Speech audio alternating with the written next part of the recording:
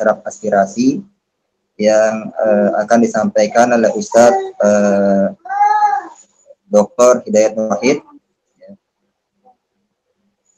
Ustadz Hidayat, apakah sudah dari tadi ya, dari jam 4 tadi kita sudah siap. Alhamdulillah. Baik, kami persilakan pada Ustadz Hidayat Nur Wahid. Jazakallah khair. Assalamualaikum warahmatullahi wabarakatuh. Waalaikumsalam warahmatullahi wabarakatuh. Para kiai kita, Ustadz Ismail, Ustadz Cipto, Ustadz Suparman, dan Ustadz Najib Kazmi. Jazakallah khairan ala biasanya sih kalau orang Betawi pakai pantun ya. Dari tadi pantunnya belum keluar kan. Padahal kan dalam kurikulum ada juga Ustaz ya, tadi tentang masalah kesenian dan kebudayaan gitu. Biar agak sedikit refreshing gitu ya. Jalan-jalan ke Tanah Abang, Jakarta Pusat kan. Jangan lupa beli ketupat. Ketupatnya Ustaz Cipto, antum bikin ketupat nggak? Pasti enak rasanya. Kader PKS Jakarta Pusat selalu berkhidmat umat dan bangsa percaya atas kiprah mereka. Allahu Akbar. Super sekali Ustaz. Biasanya saya akan tutup dengan pantun yang sudah dipatenkan oleh Ketua MPR. Ketua MPR kalau berpantun selalu mengatakan ini pantun dari Pak Sifatul Sembiring. Cuci tangan sampai bersih. Cukup sekian, terima kasih. Kalau saya nambah dikit, burung cendrawasih hingga di kayu. Terima kasih, thank you. Nah, dari pantunnya sudah. Mantap. Jadi, ayo sekalian, jazakumullah khairan untuk silaturahim, silatul ilmi, nambah wawasan, silatul amali, nambah tansik tahun antara kita semuanya. Dan tadi yang disampaikan oleh Ustaz Najib Kazmi, jazakumullah khairan, itu sangat mencerahkan. Dan terima kasih Ustaz Ismail, Ustaz Sutarman.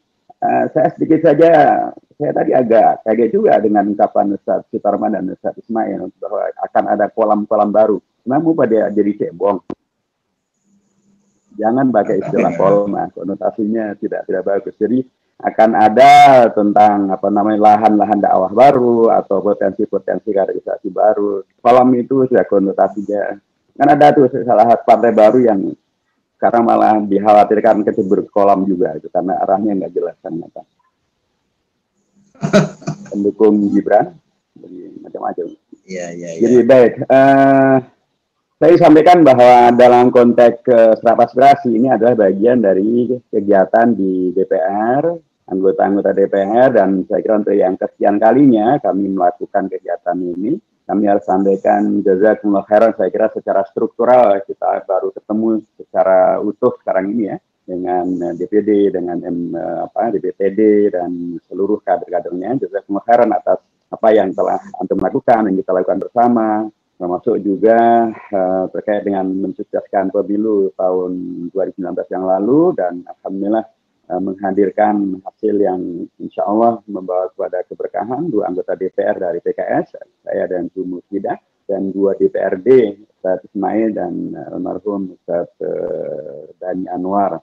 Kita doakan beliau dan ikhwah-ikhwah yang oleh Allah sedang diberikan sakit ini, untuk Allah jadikan itu semuanya sebagai penambah kebaikan-kebaikan mereka, diterima oleh Allah, disembuhkan oleh Allah yang Maha Sakit, dan kita semuanya tetap disehatkan. Dan dalam konteks kita di DPR, tentu yang harus kami sampaikan adalah bahwa upaya untuk yang tadi bagaimana disampaikan oleh Ustaz Najib Helmi, ya kita membuktikan bahwa kader-kader PKS dan pilihan umat terhadap PKS insya Allah amanah melaksanakan apa yang seharusnya dilakukan oleh kader dan atau oleh anggota DPR. Saya kira salah satu yang fenomenal adalah ya PKS dengan penolakannya terhadap RUU HIP berdasarkan argumennya argumen konstitusi, argumen undang-undang, argumen TAP MPR, argumen sejarah, itu alhamdulillah mendapatkan dukungan sambutan yang luar biasa dari masyarakat. Dan kemudian baru kali inilah NU, Muhammadiyah, FPI bersatu padu, bahkan dengan Pemuda Pancasila, dengan Legion Veteran, mereka satu kata, bahkan dengan ormas-ormas keagamaan non-Islam satu kata menolak RUU HIP. Dan itu bagian daripada fakta di DPR adalah satu-satunya partai yang terus melakukan penolakan terhadap RUU HIP karena menyimpang dari Pancasila, menyimpang dari Undang-Undang Dasar, menyimpang dari TAP MPR, penyuaraan dengan atraktif, dengan aktif, yang melakukannya adalah ikhwah antum kita, ikhwah kita di DPR, melalui balik, itu disuarakan bukan hanya di media, tapi juga langsung dalam rapat di balik, rapat di bahkan di rapat paripurna berkali-kali interupsi disampaikan oleh ikhwah kita. Alhamdulillah hasilnya jelas, termasuk juga hasil yang paling spektakuler menurut saya di antara begitu banyak yang dikerjakan di DPR adalah kita sekalipun PKS berada di luar kabinet dan kita oposisi, tapi kita tidak ingin negeri ini kemudian terjerumus ke dalam resesi dan atau ke dalam inflasi, bahkan hiperinflasi. Ketika waktu itu Ketua Banggar DPR, bahkan beberapa partai besar secara terbuka mengusulkan pada pemerintah untuk mencetak uang. Ada yang 600 triliun rupiah, ada yang 1.000 triliun rupiah. Diperkirakan bahwa dengan mencetak uang itu, maka itu akan berkontribusi untuk mengatasi COVID-19 karena negara punya uang. Negara ngutang sana kemari susah. Nah, kalau mencetak uang diperkirakan akan gampang. Padahal kalau itu dicetak, maka yang akan terjadi adalah Indonesia akan menjadi seperti Zimbabwe. Akan terjadi hiperinflasi. Di Indonesia duitnya banyak tapi tidak ada harganya. Dan itu akan menghadirkan kondisi ekonomi yang sangat mengerikan. Satu-satunya yang menolak adalah fraksi PKS melalui anggota kita, pimpinan fraksi Eki Awal Muharram. Dan ternyata usulan dari PKS yang oposisi ini malah diterima oleh BI, oleh OJK, oleh Kementerian Keuangan, dan akhirnya pemerintah memutuskan tidak mencetak uang. Jadi, kalaupun kita berada di oposisi, bukan berarti kemudian kita biarin aja nih, mau jatuh deh. Enggak. Islam tidak mengajarkan demikian. Unsur akhoka zaliman wa madluman qaulu nansuru madluman ya Rasulullah. Kaifa nansuru zaliman? Ufa an nansuru. Gitulah. Di antara yang juga kita kerjakan di DPR adalah dalam konteks keumatan. Kita dulu waktu kampanye, masih ingat bahwa di antara yang kita janjikan adalah membuat bila PKS dimenangkan dalam pemilu, maka PKS akan membuat undang-undang untuk melindungi ulama, tokoh masyarakat, tokoh agama, dan simbol agama. Dan alhamdulillah itu sudah selesai kita buat, rancangan undang-undang sudah selesai kita buat, bahkan kita didukung oleh P3 dan PKB, dan bahkan balik DPR sudah setuju untuk memasukkannya ke dalam program legislasi yang bersifat aulawiyat untuk dikerjakan di tahun 2020. Nah, sekarang kita sudah selesai, dan kita sosialisasikan ke beberapa ormas, banyak yang sudah memberikan dukungannya, dan dengan peristiwa Syekh Jabir itu, semakin orang terpahamkan bahwa memang memerlukan rancangan undang-undang tentang perlindungan ulama dan tokoh agama. Kami sampaikan juga diantaranya adalah bahwa Amerika yang negara sekuler saja mempunyai undang-undang melindungi pastor yang namanya Pastor Protection Act.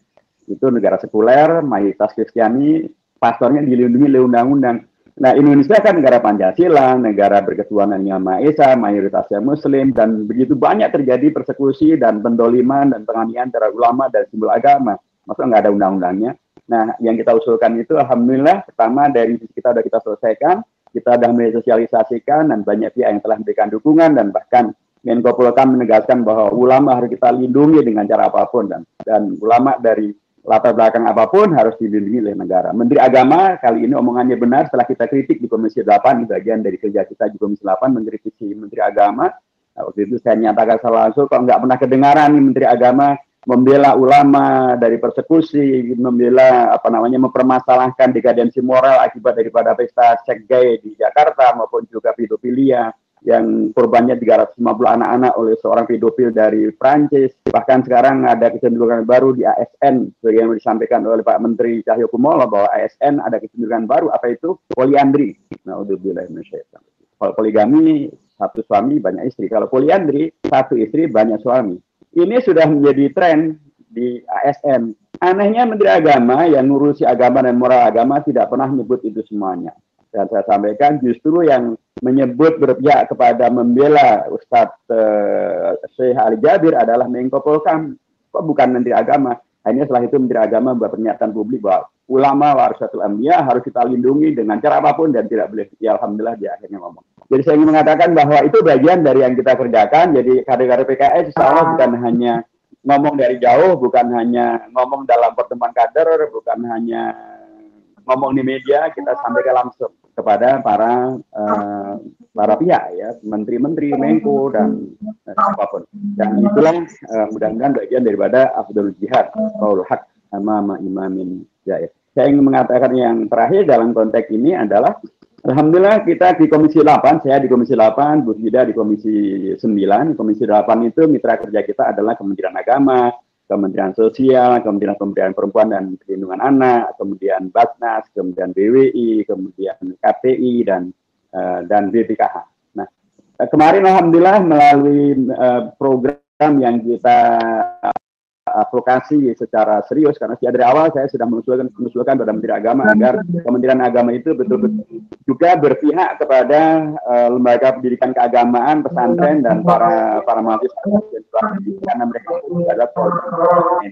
Alhamdulillah kemarin sudah bisa direalisasikan ya, dan bantuan untuk lembaga-lembaga keagamaan itu kita kemarin sudah mengadvokasi dan alhamdulillah sudah bisa dicairkan dana untuk bantuan bagi pondok pesantren, madrasah diniyah takmiliyah maupun juga TPQ se-Jakarta Selatan dan Jakarta Pusat. Dari 12 pondok pesantren yang kita usulkan, 7 sudah disetujui dan sudah keluar cair dananya.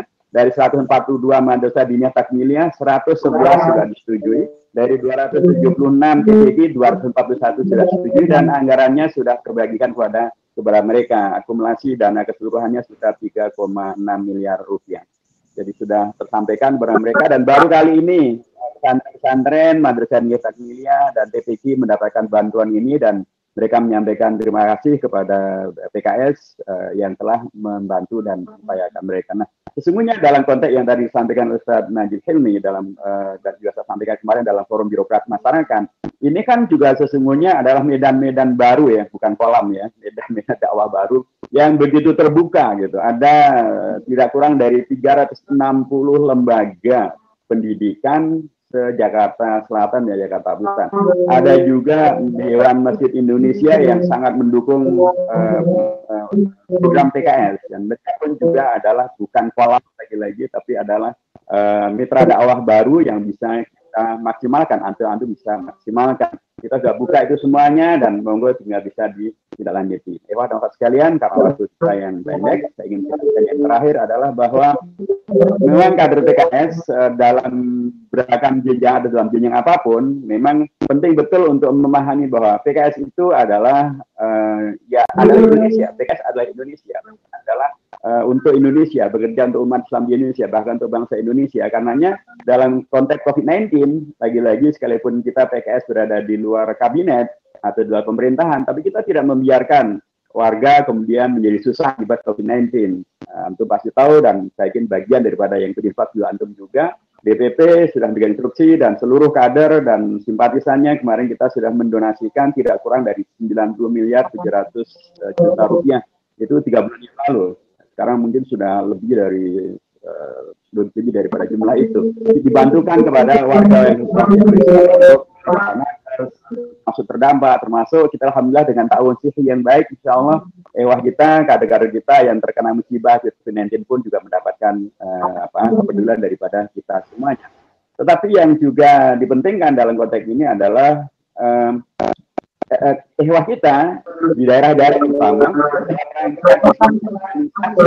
ingin membuktikan bahwa PKS itu adalah Indonesia, kadernya berkhidmat untuk keluarga bangsa, tidak bertanya tentang antum kemarin milih PKS atau tidak, apa agama antum, apa suku antum, apa enggak, semuanya mendapatkan bantuan dari PKS. Ketika kemarin terjadi disinfektanisasi pada masa awal ini pandemi, maka kader PKS disinfektanisasi bukan hanya masjid, bukan hanya musola, tapi juga ada gereja, ada vihara, ada kelenteng, itu dipenuhi oleh kader-kader. Nah, inilah bagian-bagian yang menurut saya penting untuk kita segarkan dalam kaderisasi kita, bahwa kita tidak menyebarir apapun dengan Indonesia. Indonesia adalah negeri kita, dia adalah warisan perjuangan dari para ulama, Dan saya kira juga harus disebutkan bahwa dalam kurikulum tadi baru disebutkan peran ormas Islam, harusnya disebutkan juga peran partai Islam, karena memang partai Islam real berperan. Di situ ada Syarikat Islam, ada partai penyadar, ada partai masyumi gitu ya, dan itu penting juga disamakan dalam kurikulum juga. Sehingga dengan demikian maka diketahui bahwa partai politik itu termasuk partai Islam punya jasa besar untuk Indonesia, bisa memperjuangkan kepentingan umat dan kepentingan bangsa. Seperti tadi 360 lembaga pendidikan keagamaan, ada madrasah diniyah, ada FTV, ada pesantren yang di DPR, ya kita. Demikian juga tentang menolak RUU-HIP. Kalau tidak ada kader-kader partai PKS di DPR, lewat. Jadi umat penting tahu betul bahwa mereka mempunyai wakil, mereka punya partai yang siap membela mereka, apapun agama mereka, apapun latar belakang mereka, dan karena kita datang kepada mereka, kita siap untuk bersama mereka, tahu dengan mereka, khidmat kepada mereka, termasuk membuka keanggotaan untuk semuanya.